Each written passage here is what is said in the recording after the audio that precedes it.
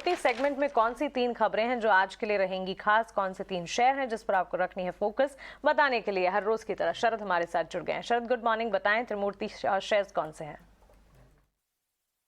जी बिल्कुल, सबसे पहले फोकस में रहने वाला है M&M और बहुत सारे ट्रैक्टर स्टॉक्स। और फोकस में इसलिए है क्योंकि यहाँ पे रिपोर्ट्स आ रहे हैं कि इस साल जो है ट्रैक्टर्स की सेल जो है 9 लाख यूनिट्स हो सकती है और ये सबसे ज़्यादा रिकॉर्ड स्तर पे देखने मिल सकता है इस फिस्कल ईयर में। हालांकि अभी तक सेल्स देखें तो लगभग 7 लाख यूनिट्स हो चुकी हैं और अभी भी जो है एक क्वार्टर बाकी है और आधा दिसंबर का मंथ भी बाकी है। नवंबर के भी आंकड़े हमने चेक किए तो यहाँ पे भी बेटर देन एक्सपेक्टेड नंबर्स आपको ट्रैक्टर्स में देखने मिले थे। लगभग 5 से लेकर 6% का जो है और बढ़िया ग्रोथ देखने मिला था मानसून सीजन के बाद। और जो रूरल रिकवरी थी में उस पर भी एक अच्छी प्ले आउट देखने मिल रही है, ये एनालिस्ट का कहना है।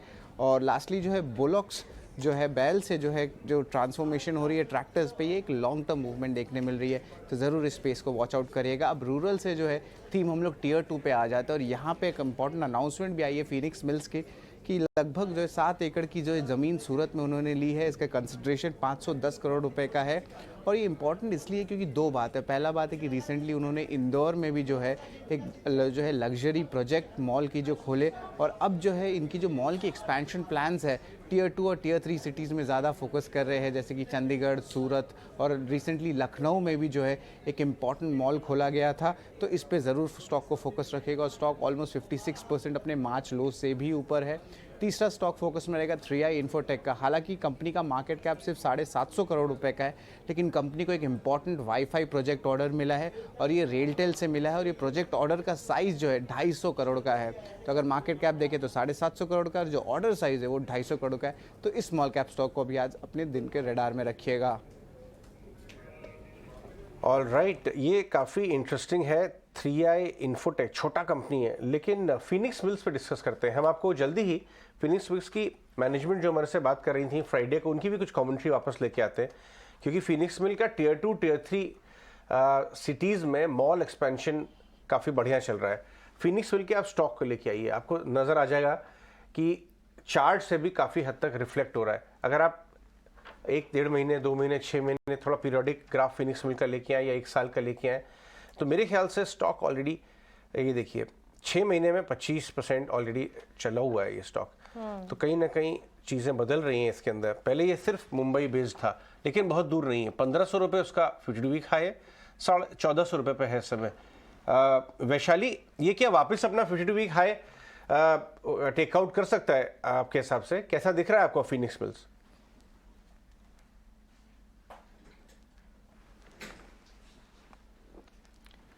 वैशाली को शायद आवाज नहीं जा रही है। नहीं, मैं I just load. I think फिलहाल एक सपोर्ट पे है, 1350 का एक सपोर्ट के साथ देखते हैं, बिकॉज ओवरसोल्ड से वापस एक दोबारा अटेम्प्ट कर रहा है पॉजिटिव अपमूव के लिए। एक बार 1420 1430 के ऊपर सस्टेन हुए, then we can think that 1600 तक जा सकता है, बट एक बार कंफर्मेशन आना चाहिए 1420 1430 लेवल्स के ऊपर।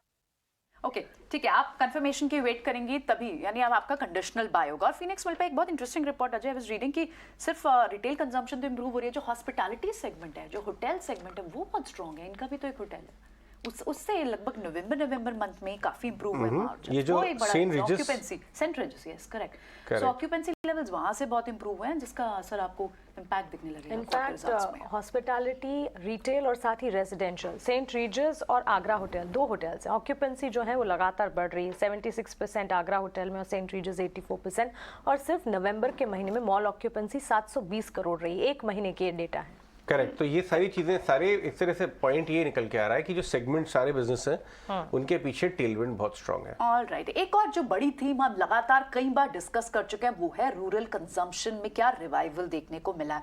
उसके कई सारे एविडेंस भी हैं, एमपीसी में भी आपने सुना साफ तौर पर, एमएनएम पर भी, जिस तरह से FY23 में रिकॉर्ड ट्रैक्टर बिक्री संभव की बात की जा रही है कि और मेजर जो रिकवरी है, जो थीम प्ले है, वो कंजम्पशन फ्रॉम रूरल सेक्टर्स रहेगा।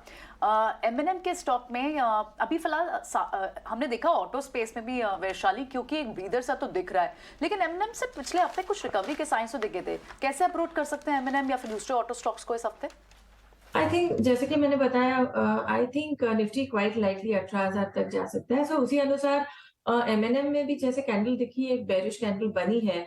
सो I think now the next support level comes at 1230, 1230 1220 hold करना चाहिए for the long term trend to remain intact.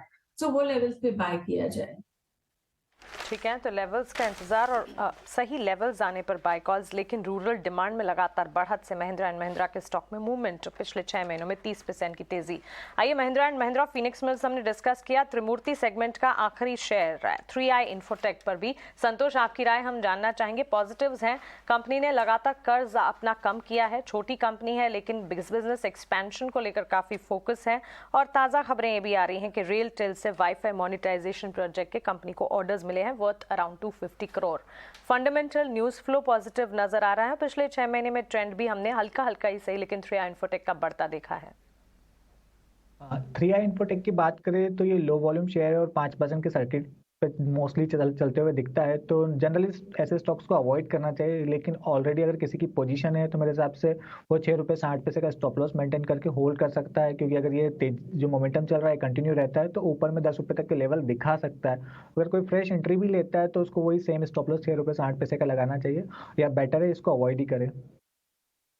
Avoid ये बहुत इंपॉर्टेंट है।